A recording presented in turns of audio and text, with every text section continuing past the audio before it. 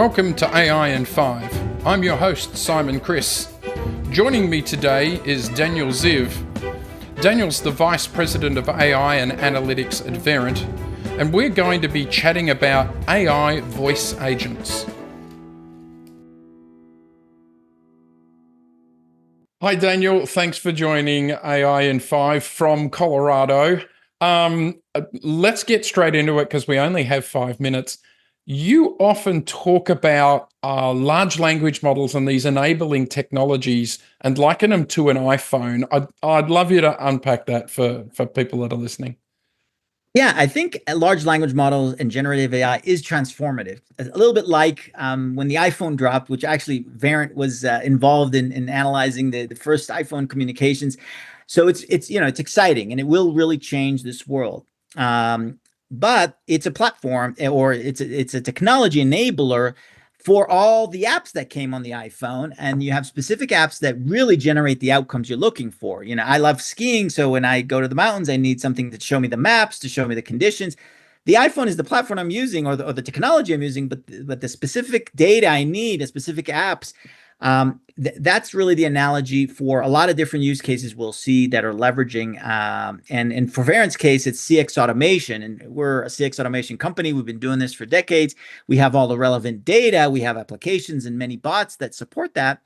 And we will use the latest and greatest large language models that really are the enabling technology to go, accelerate the outcomes. Yeah, and look, your marketing people are going to be super happy that you got the Verint name in there twice in one answer. That was well done. If we look at one of those apps, one of those applications that you and I often get asked about, which is, having a true voice agent where, it's essentially like glorified old IVR, but where the AI does the whole thing. And one of the concerns I've always held is around latency. And I'm just thinking through the various steps of getting the voice out, turning it to text, looking up, blah, blah, blah, blah, blah. What's your take on that?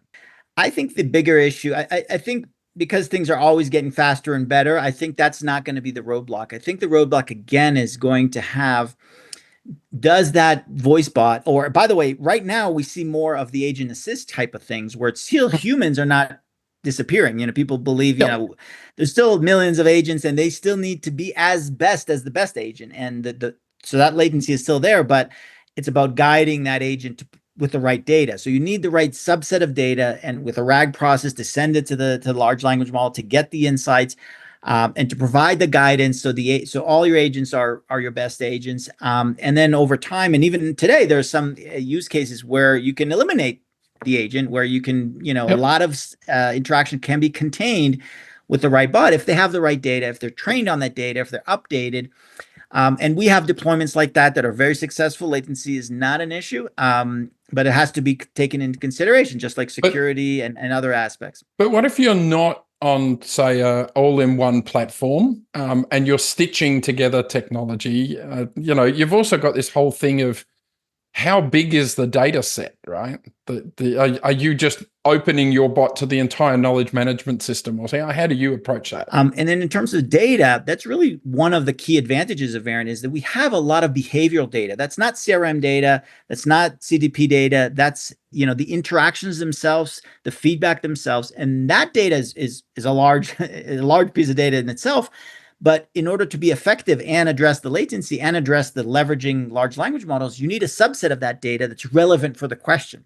So when the question comes in, we can identify what's the relevant, again, what's the minimum of that amount of data that has the answer to that question, and only send that, which works really well with the RAG process because the large language model can't even accept a lot of data today, at least. And if you have too much data, you're going to get a wishy-washy answer, not clear enough. So you want the exact subset of data if you're going to leverage a RAG process for insights, for real-time guidance, for the right chatbot. And that's really where we're focused. Yeah. And what do you think when you see that people talking about, oh, we've got this model now where it doesn't have to take it to text, it understands the words. In my head, that can't work, right? Because it's got to go it's going through text and numbers, right?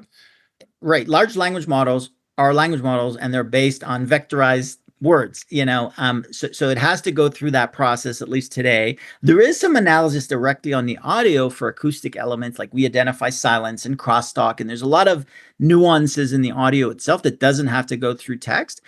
But to understand the context and to leverage large language models, it has to go through some, and then we see why, phonetic indexing and all kinds of those are phasing out, because they don't understand the language. They can't use the large language model unless they transcribe. So even companies that used to do real-time analysis or speech analytics with phonetics, they're being phased out.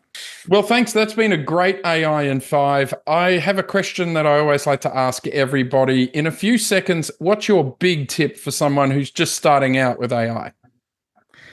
I would say focus on the outcomes.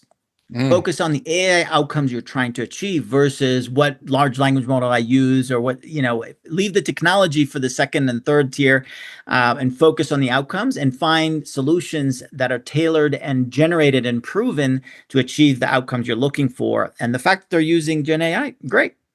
Sage advice indeed. Thanks again, Daniel. All right. Thanks, Simon. Always a pleasure.